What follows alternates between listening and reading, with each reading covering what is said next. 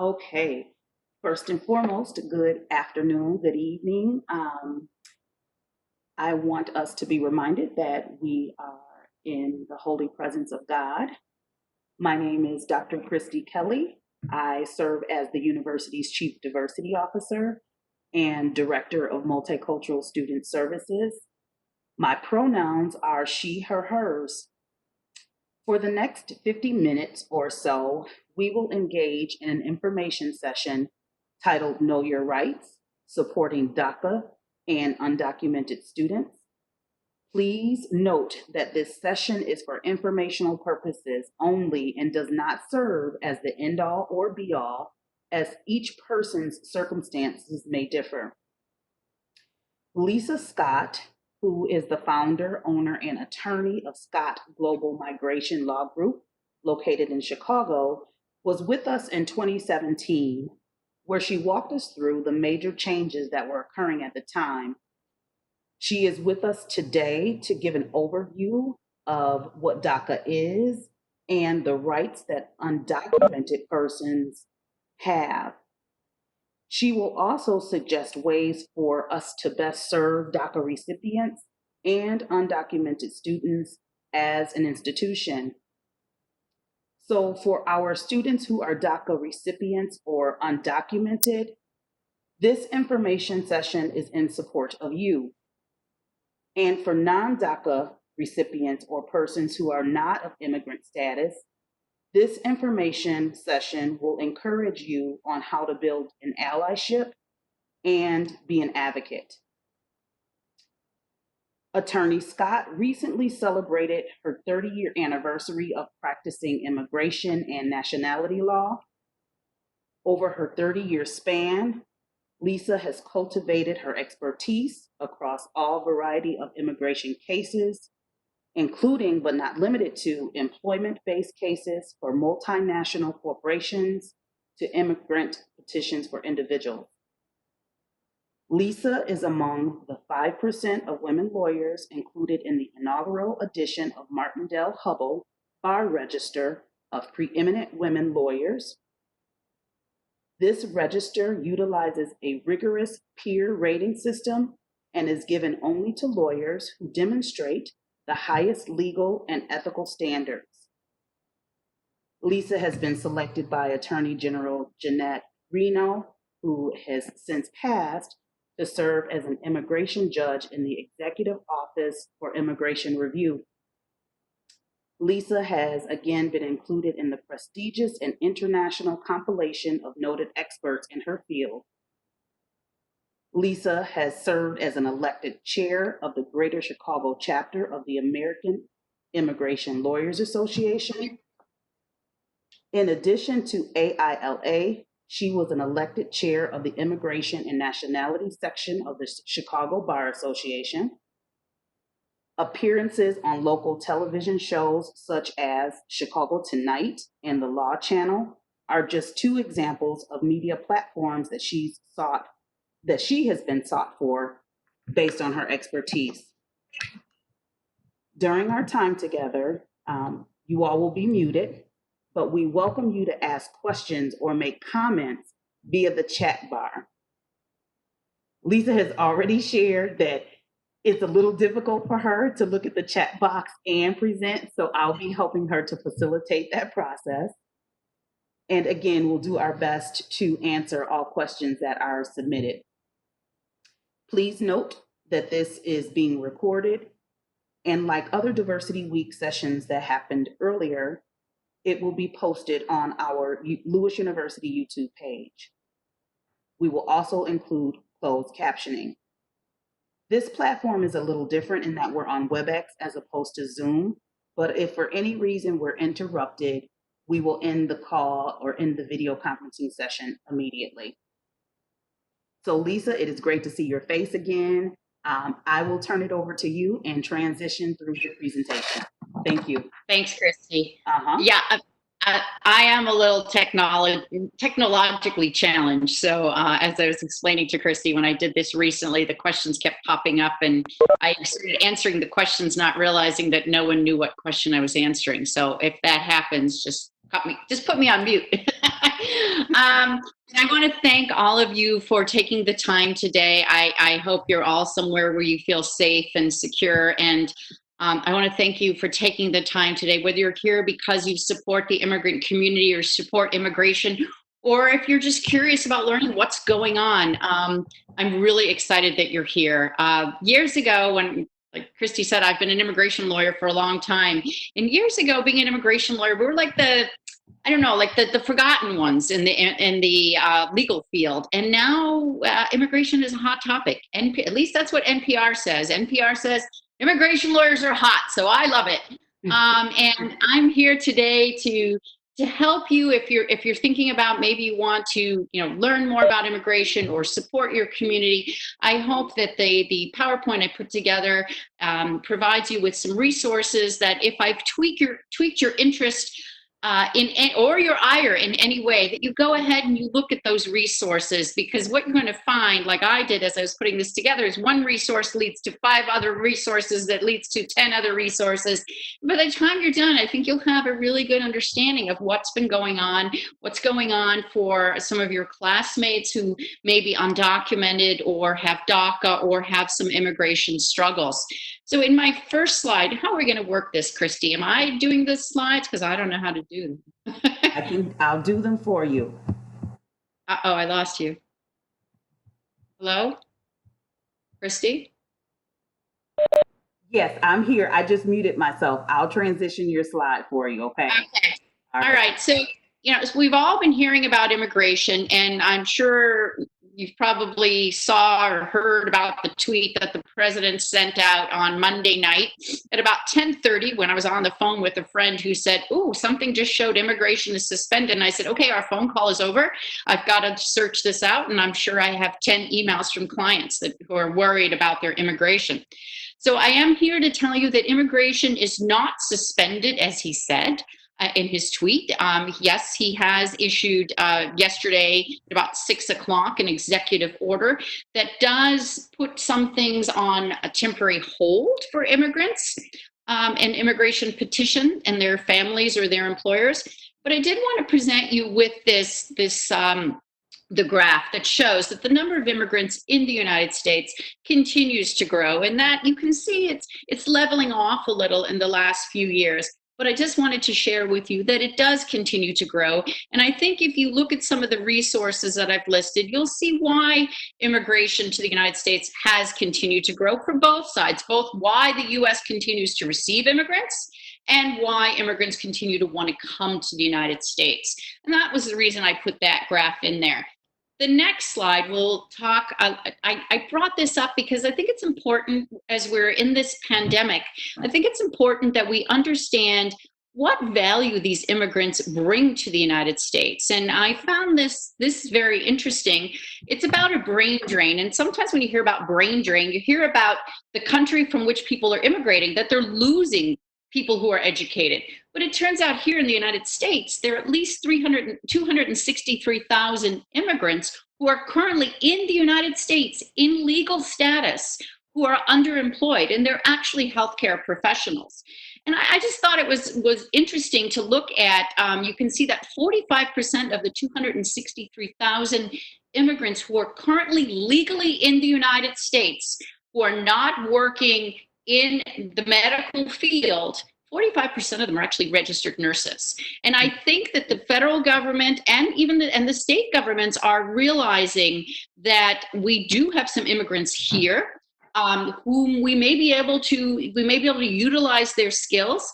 And even in the executive order that President Trump issued yesterday, there was an exception for people engaged in the medical fields, specifically with a focus on COVID, and for researchers as well. So I thought that was something to highlight, sort of bring home today, because of what we're going through, that, immigrants, and I know there's a lot of bad things out there, but there are contributions, and the president did recognize that we do need immigrants, and specifically those who are in the medical field. And let's go to the next slide. We also have, if you look at, our food supply, I'm sure all of you or someone who's gone to the store to try to buy toilet paper and had to line up early in the morning to get one roll. That's part of our supply chain. And we see that about 22% of our US food supply, the workers, about 22% are immigrants. And I thought, again, that would be something that I just thought it was interesting to note. And now I want to get into, the field I was asked to discuss today, which is undocumented individuals, DACA. And then I'm going to talk about know your rights. It's going to be for undocumented individuals, DACA, and also the rest of us, because we all have rights. And I thought, I'm not a criminal lawyer, but I thought I could give you some information as well as to how to deal with law enforcement. Respectfully, you always deal with them respectfully, but the things that you might need to know in case you're in a situation that you'd be like, oh, I'm so glad I listened to Lisa Scott because I know what my rights are. But anyway, let's talk about undocumented individuals. The slides I just showed you, those were about individuals, immigrants who are documented. Those are people who are here in the United States who have legal status. So we do have what we call in the immigration legal field, we have we have immigrants, and there are documented immigrants. Those are individuals who are now either U.S. citizens. They weren't born here, but they are U.S. citizens, or they're permanent residents. It means they have green cards, so they're immigrants. They have immigrant visas. Or we have people who are here with work authorization. They're on non-immigrant visa status that allows them to either be in the United States as students or researchers or teachers or scholars or doing some other kind of work. And then there are individuals who are in the United States who are currently undocumented. They may have entered the United States without documents, or they may have allowed their documents to lapse. And so they would then be considered in our sphere undocumented individuals. So basically, when we're talking about undocumented individuals, we are talking about individuals who are not US citizens, they are not US nationals, and they are not eligible non-citizens. The eligible non-citizens are the individuals I talked about, the people who are documented, the documented immigrants, whether they're permanent residents, whether they have asylum in the United States, whether they entered as refugees, or whether they're here with a non-immigrant visa. The DACA individual, and we can go to the next slide, Christy, thanks. A DACA individual is considered someone who is documented. And so what is DACA? Can I move to the next one? You want this one, Lisa? Nope. Is this one the one you want, or you want two more up? Can you hear me? Yes. Can you hear me? Okay. Can we move to the next slide?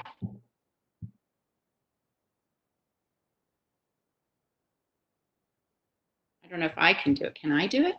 No, I can't. Can we move to the next slide?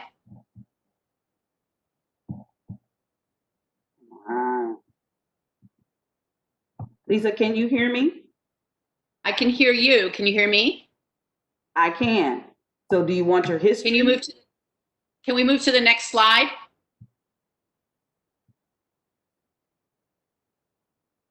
Can we go one more slide? I think we're having connectivity issues. Can you hear me? Uh-oh. I can hear you. Okay. Can you hear me? I can. And can you hear me when I'm asking to move to the next slide, or we can't get to the next slide? And on my end, I'm moving slides. And so right now on my screen, I've got a brief history. Oh, no, we should be at what is DACA. I have who are undocumented individuals still on mine. Okay. I don't know how to, maybe I can move ahead? No, I can't. You can't. So what is DACA? Yeah. Okay. So let me do something, Lisa. Okay. I'm sorry, everyone.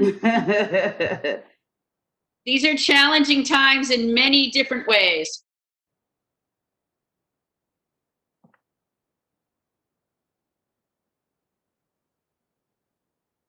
Aha! Thank you. You're welcome. Did you get it? Yeah. All right. Thank you. There you go. So what is DACA? Okay, so what is DACA? DACA is an acronym.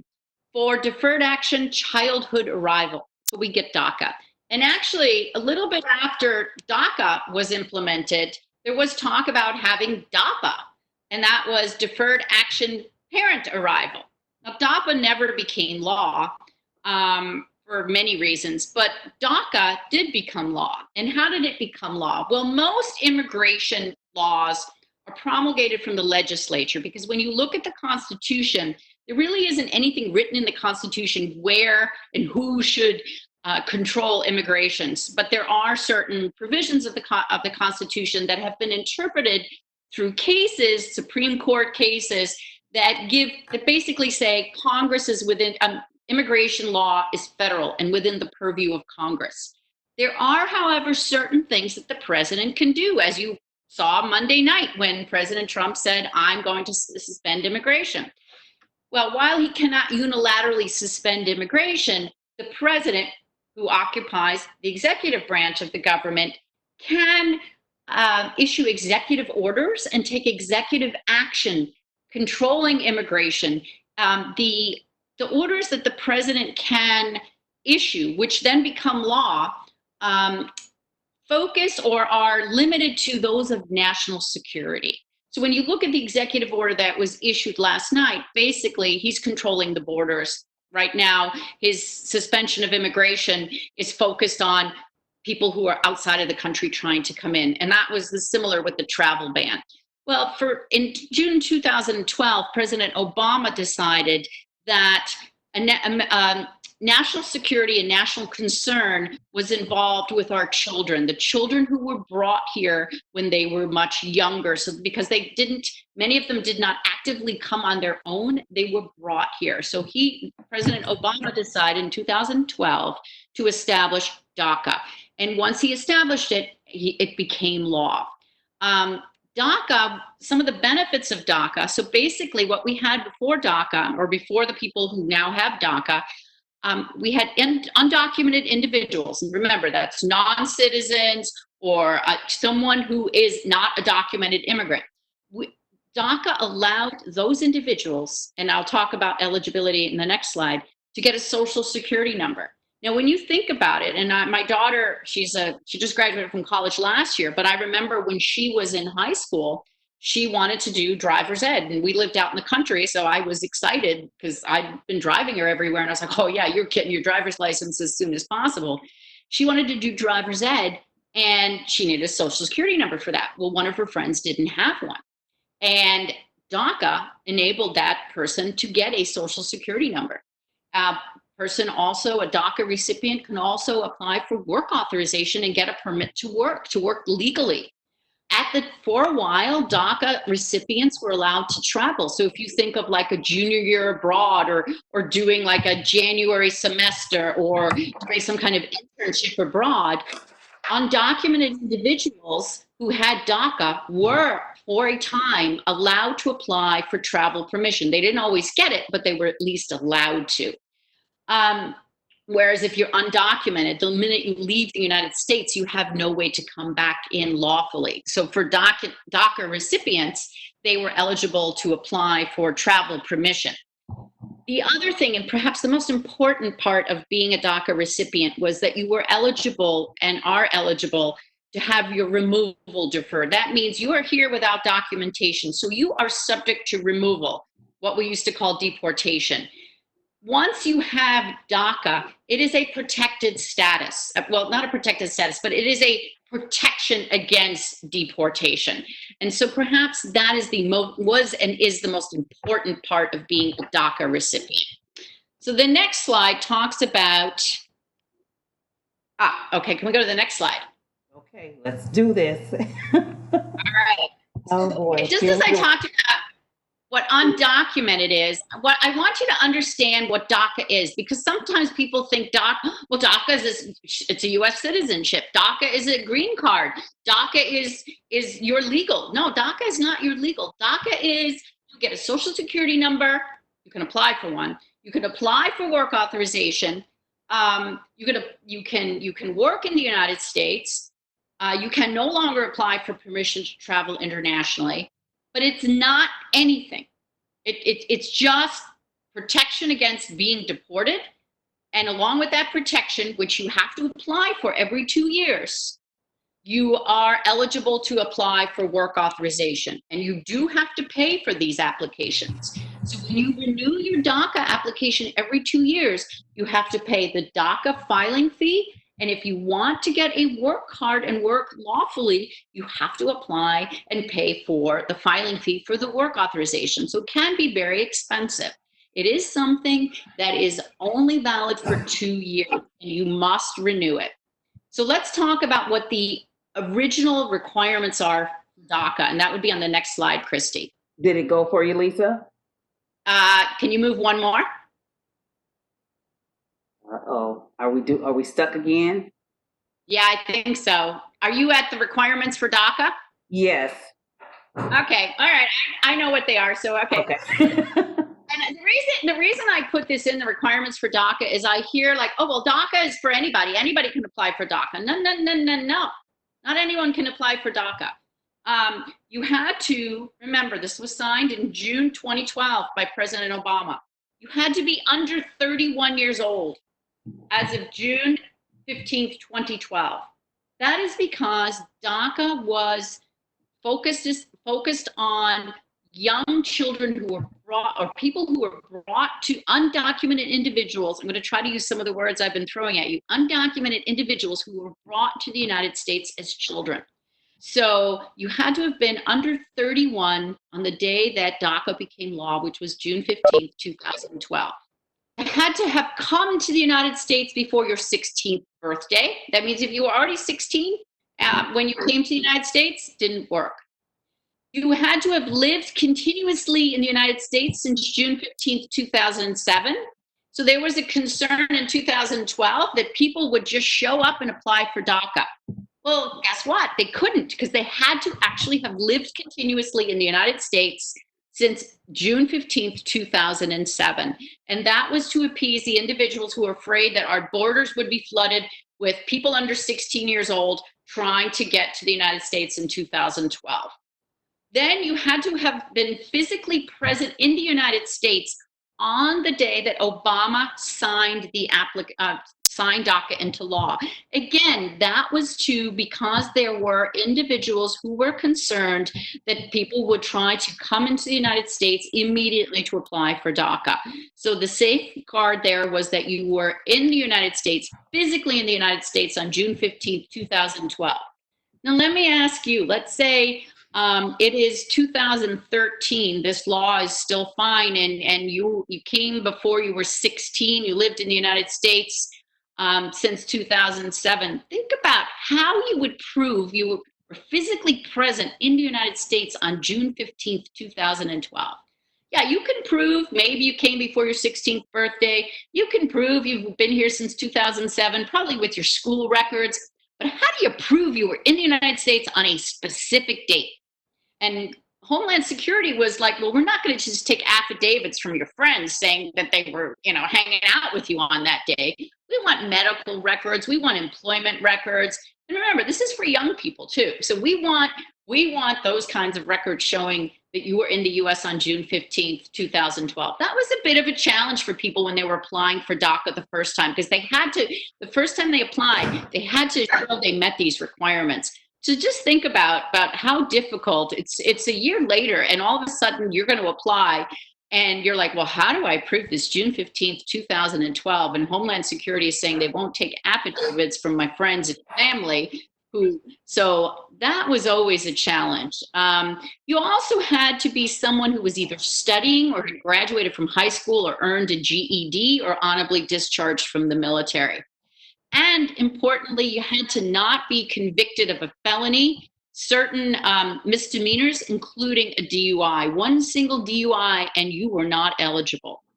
All right, those were the eligibility requirements for DACA. And can we move ahead a little bit further? Yes, we're on history page. Are you okay with that? Thank you. All right. So then, as I mentioned to you, on June 15th, 2012, President Obama signed DACA. So it was great for the nearly 800,000 people who've been granted DACA. It was wonderful because they could apply as long as they could meet those requirements. And remember that physical presence requirement could be a tough one. Until September 5th, 2017, when there was an executive order, that same type of executive power that Obama used to implement DACA, President Trump said, we're done. DACA's over. I think that there was no legitimate basis. So I'm using my executive order, my executive power to rescind DACA.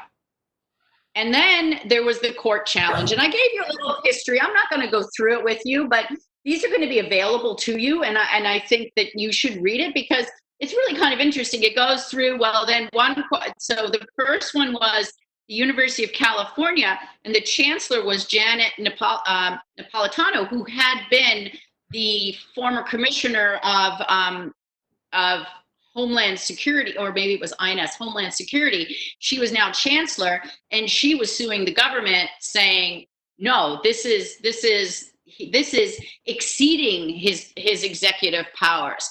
And so then, and then right now it's up at the Supreme Court. The case has been argued. We're waiting for a decision. It'll come out, we hope, in June. For a while, it didn't look like the Supreme Court was going to continue to hear cases.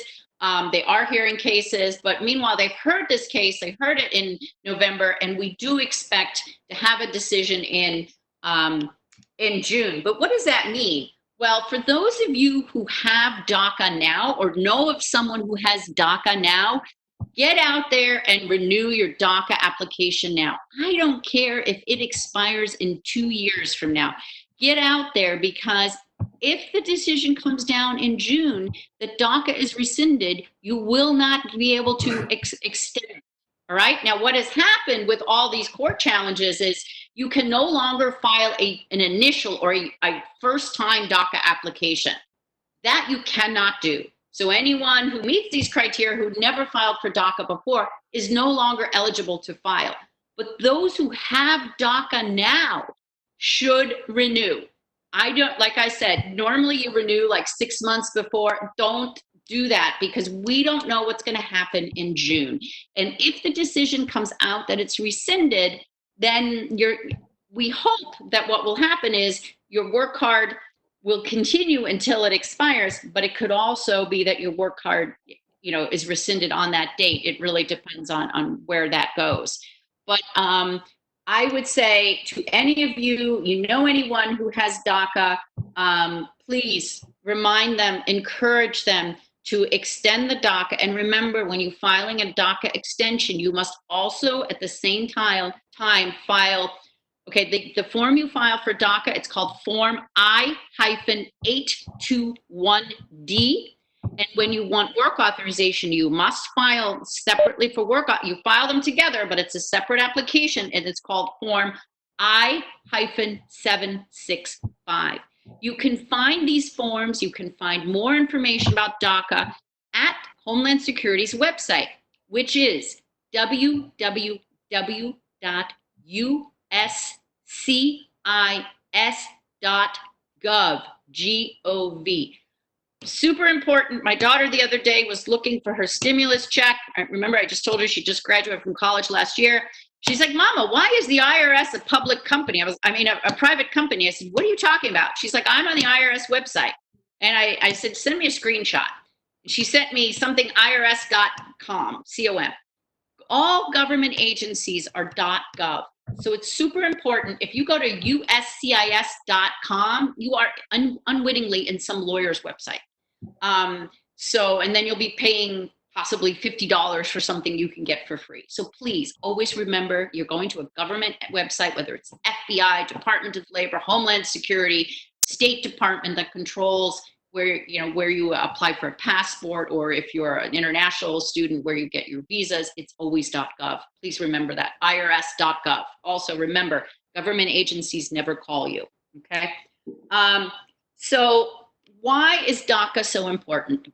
DACA, well, it's benefited 800,000 individuals in the United States, but I think more importantly, we're talking about Lewis University, we're talking about students. And I think we could go to the next slide where we talk about everyone being entitled to an education.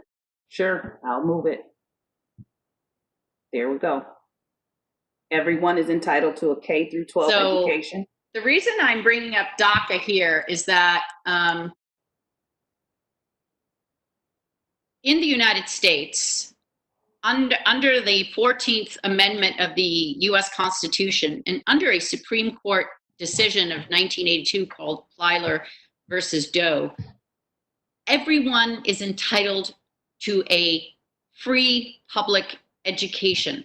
Every resident, I was listening to Governor Pritzker this afternoon, he put it very well when he was talking about undocumented individuals. Unfortunately, the news that just came out for undocumented individuals, including DACA students, is that, or DACA recipients, is that under the CARES Act, the stimulus bill under the COVID aid resources is not going to be, is the federal government has said it is not available.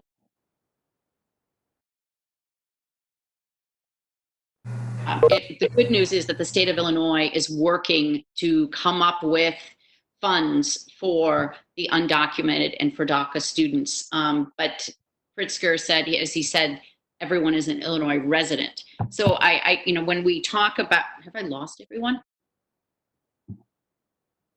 Hello? No, we're here. We're here. Oh, okay. Everyone just disappeared. I was like, okay. You know how on your phone, phone battery dies and you keep talking and you realize you've been talking to yourself. Well, anyway, so what I wanted to say here is that DACA is really important for university students because we can move ahead. What we have here is there are studies that show that every year about 125,000 undocumented immigrant students are reaching high school graduation age. And out of that 125,000, 98,000 of them graduate from high school, US high schools. So while the US Constitution, the 14th Amendment of the US Constitution and Plyler versus Doe provides a free education for undocumented individuals, the question is, what happens next? We have 125 undocumented individuals of high school age, and then 98,000 of them graduate. What happens to them if they don't have DACA? How do they get to go to school? And so when we look at DACA, we see in the next slide that 45% of DACA recipients are currently enrolled in college or school.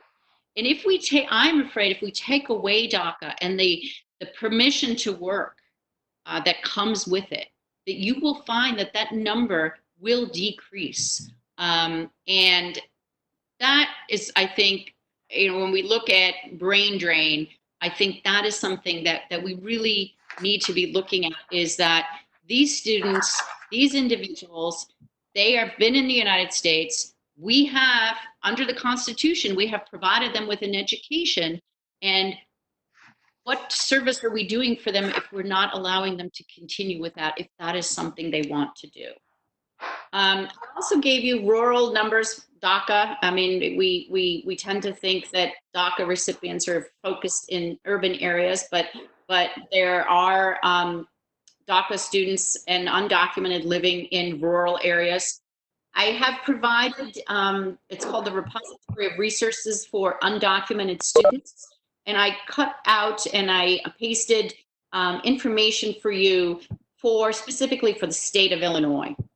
Then here in the next few pages, I gave you some resources that I hope you will go to help DACA students, to learn more about DACA, and maybe build that village at Lewis University. And some of it is about legal advocacy, what you can do. Maybe you have some skills, maybe you speak Spanish, maybe you have IT skills, maybe you have people skills, maybe you have math skills, maybe your skill is you show up, and there are agencies that need you. And I've also provided scholarship resources for DACA students. And what I've done is I've scoured the internet for these things. I've also listed some other immigration protections that undocumented or DACA students or the DACA recipients might consider if they qualify. I want to skip ahead now to my slide that talks about carrying your U.S. immigration documents, because I'm going to talk now about knowing your rights, what to do if you're stopped by law enforcement or ICE. And there is actually a law that requires that any non-U.S. citizen must carry U.S. immigration documents with on his or her person at all time. And most people don't know that. And a few years ago, probably about 2 or 3 years ago, that started to become something. It's a misdemeanor if you don't carry them. So I've had clients who they get their permanent residence cards, they get their green cards, and then they put them in a safe spot because they're like, well, I don't want to lose it. And I'm like, you need to be carrying it with you. What do you mean I have to carry it? This is like the most precious thing I have. Well, this is like your driver's license. You need to have it. And so you need to carry that with you. If you're ever stopped, you can, if you give that. The one thing I would say to you is, on the other hand, if you don't have U.S. immigration documents, then I would say don't carry anything from another country. I would not carry my, a foreign passport. I would not carry my birth certificate from another country, because these are papers that could be used against you in the deportation process if you ever got into that. So that is my thing about carrying documents. If you don't feel comfortable carrying your permanent residence card, well, you're not really supposed to make a copy of it. So I would say try to get comfortable with carrying that with you. And obviously, if you are stopped and you have permanent residence cards, or you have your passport that has your F1 visa in it, if you're an F1 student and you have your I-20, you would show that. But otherwise, what I included here is from, I think it's from the ACLU. It's called Know Your Rights. And I tried to make it so that you could download it, you could photocopy it, you could put it in your pocket. So if you're ever, and this is for anyone, because we all have rights, right? So if you're stopped by the police or you're stopped by immigration, hand the card to the officer and say, I'm going to be quiet. I'm going to, exercise my Fifth Amendment right to be quiet, or I'm just going to be quiet. I want a lawyer. And it's the same for immigration. You have the right to remain silent. And I would say to you, you want to exercise that right. And you want to tell the immigration officer that you want to remain silent, and you're not going to answer any questions about where you were born or how you entered the United States. If you are stopped by an immigration officer, I would say you tell the officer, I want to speak with a lawyer. I'm not going to sign anything. I'm not going to say anything. I think this is really important, because anything you sign or say can be used against you. Recently, the ACLU, that's the American Civil Liberties Union, they brought a lawsuit on behalf of about 20 immigrants who were not only stopped by ICE, Immigration and Customs Enforcement, but they were in their homes and someone knocked on the door and said, I'm a police officer. And one of the scripts was, it was ICE agents, Immigration and Customs Enforcement agents, coming to the home of someone they suspected to be undocumented. They did not have a warrant, and I'm going to talk about a warrant in just a minute. And they knocked on the door and they said, hey, we're police investigating a crime and just want to ask you a few questions. Can we come in?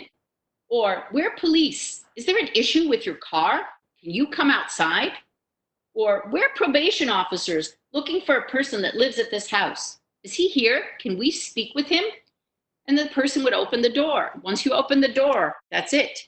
What I'd like to say here is that we can go down to the next slide. So if you are stopped while you're walking, you can hand out this card and say, I don't want to say anything. I want to talk to a lawyer first. In some states, you do have to give your name. I would never, if you are an immigrant who is undocumented, I would never give my birth date, would never say when I entered the United States. I would never say where I was born. I would never hand out anything but a U.S. immigration document, and I would never hand out a fake document, okay? But let's say you're in your house and someone knocks on the door, just like they did in these cases. Well, you don't have to open the door, and I suggest to you that you don't open the door. Instead, you ask to see if the officer, the Immigration and Customs Enforcement officer, has a warrant.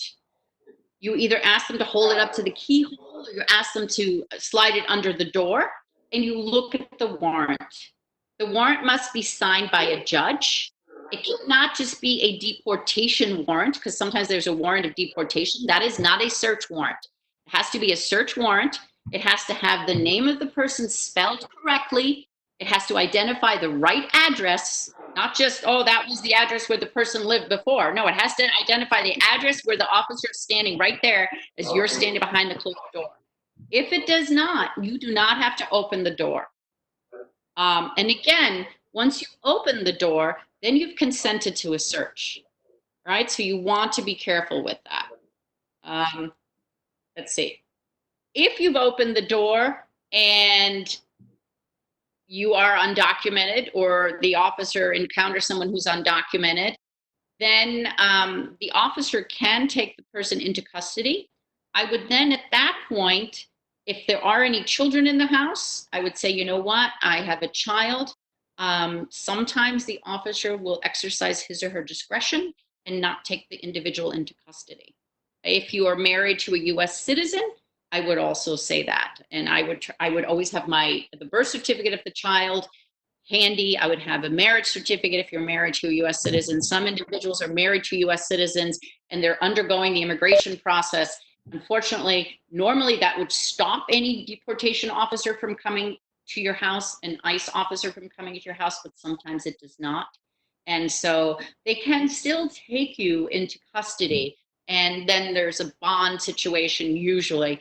But sometimes if you tell them, look, I'm pregnant, again, don't lie, but I'm pregnant if that's true, or I have children, or I'm married to a US citizen, and you can show documentation, they might sometimes just leave you there.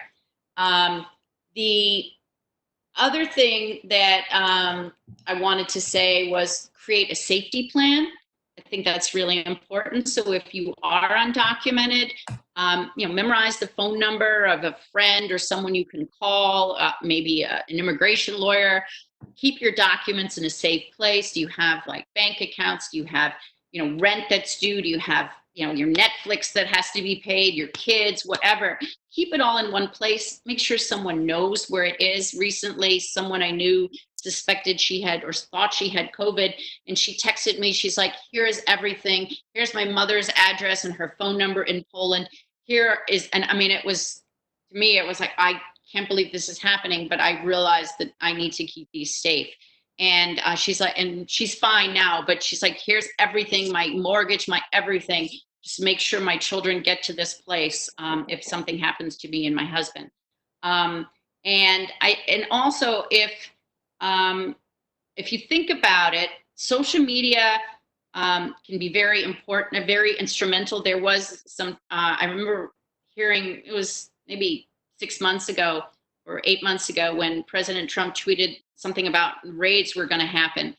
And there was a man, I don't remember, it was in one of the southern states, and he was in his car coming back from work, and he was followed by ICE. And he didn't know for sure it was ICE, but he suspected it was ICE, Immigration and Customs Enforcement. So he got on the phone and he called his friends and he says, I'm about to turn into my driveway and ICE is there and they're going to arrest me as soon as I come out of my car. And so when he got to his driveway, there were 50 people there, all with phones. It took a few hours, but the ICE agents left. So the power of social media, if something like that happens, if you have the wherewithal, film it. And then make sure that you get in touch with the person who has all your information. Remember not to sign anything, not to say anything more than name, and that's if you're required to do that. Right at the end, I gave you the last one is really what to do if ICE comes to your door. That's the last slide. I think that's really important to commit to memory. And it's not just what if ICE comes to your door, it can also be what if the police come to your door? What if you're stopped by the police? So even, if you are here, if you are documented, you do have rights. And it's really important to remember that you do have rights. Unfortunately, I have seen, just driving in my own neighborhood, I have seen people give up their rights, get out of their car when a police officer stops, and I'm sitting there saying, "Oh, you have rights," but so make sure you know you have rights. I don't have anything else that I wanted to say at this point, Christy. Is there anything you wanted me to talk about? Can you hear me? Yeah. Oh, perfect. Okay. I really don't. And actually, the timing is perfect. We're at about a quarter to four. And I'm looking in our chat box and I don't see any comments or questions. Can you still Wait, hear I me? have something. I have Sure. something. Let's talk about sensitive locations because I think I read something from you that Lewis is going to be. Is it going to be? They're designating as a sanctuary zone, or what is it that Lewis is doing? Can you still hear me? I can. Okay, I'm hopeful everybody else can. So, really, Lewis is what we deem a sanctified zone, Oh, but thank. to a sanctuary campus, and that's very much related to DACA students and undocumented students, faculty, and staff, right? So, our sanctified zone just really puts into life that we will respect human dignity, um, Mhm. all forms of, as best as possible, the isms, so racism, xenophobia, homophobia. It really declares us as a space that's welcoming and that's inclusive. So that's the philosophy Okay. behind our sanctified zone, and we declared our space, both virtually and physically, um, for over 20 years. So it's not a new philosophy. We just kind of elevated it. I would say over these past 4 or 5 years, we've really been a little more intentional about the work that we're doing. But Lewis has declared itself a sanctified zone for years. Okay, because there are, and someone pulled it up. Thank you. There are sensitive locations. So what I should mention about ICE, Immigration Customs Enforcement, is that if they're going to do a raid or they're going to look for someone, sometimes they've identified someone. Or a few months ago, uh, President Trump and the administration were talking about doing, sort of focused raids. Usually, the raids will not happen in what's considered the sensitive location, which would include Lewis University, a university campus. And I've written that down. What is considered a sensitive location. That doesn't mean that they won't carry out an enforcement action there. It's just that they will hesitate.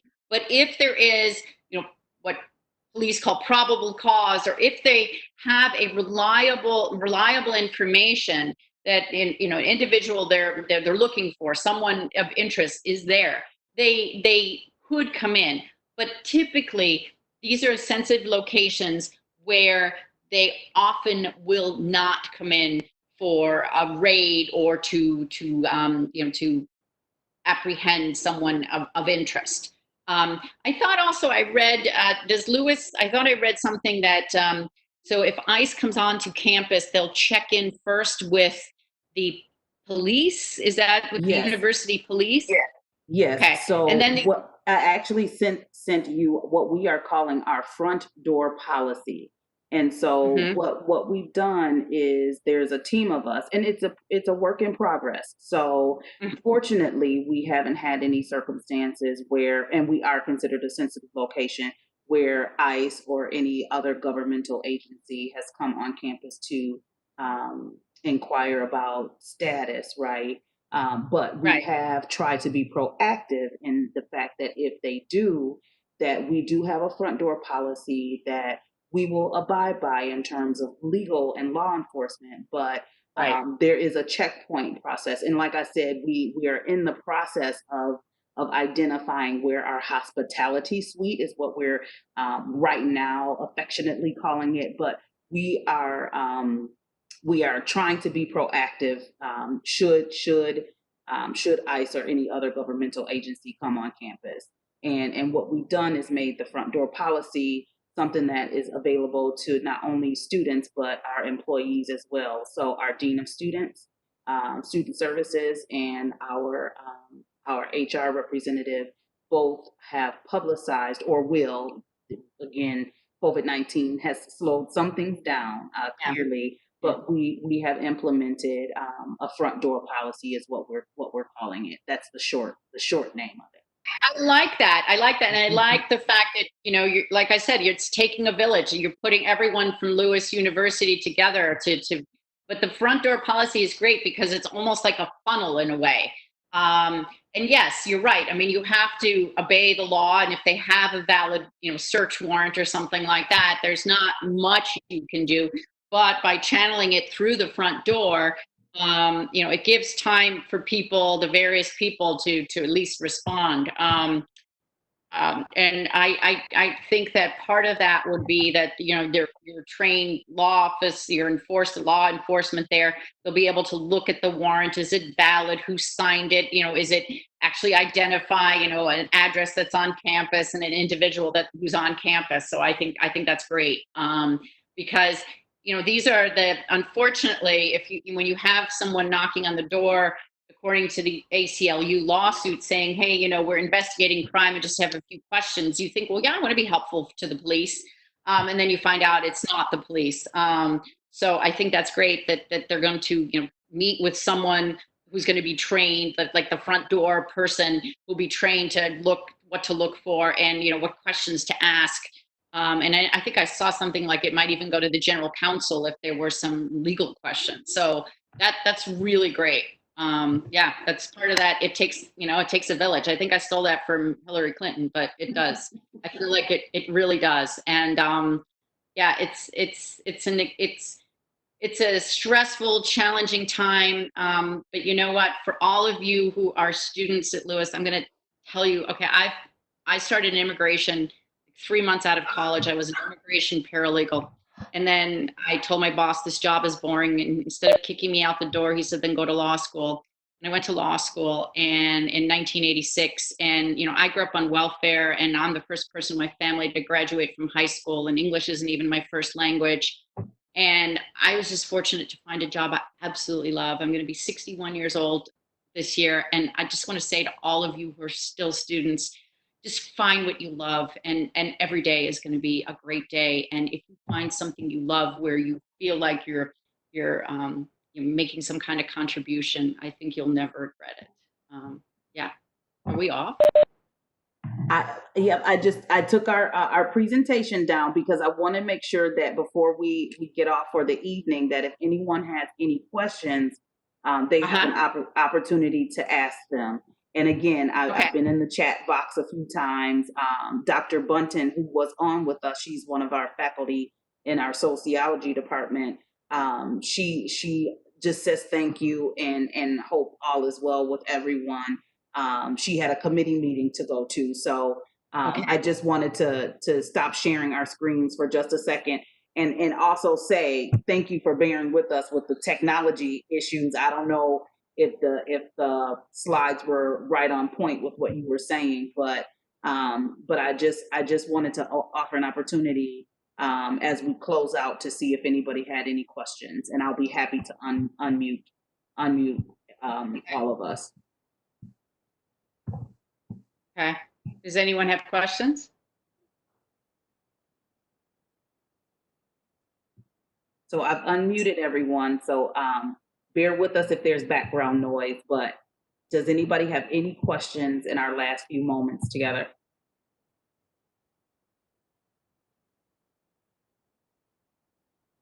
All right, Lisa, hearing none.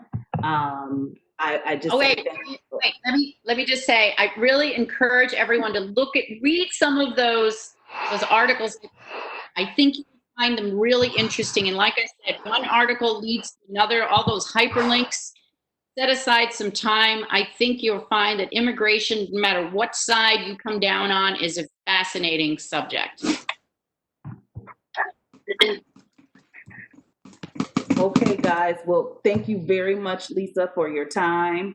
That concludes our session for today. And for those who are online, you're more than welcome to join us tomorrow at 3:00, where we will rededicate ourselves as an institution, being a sanctified zone. So thank you guys very much, and have a good evening.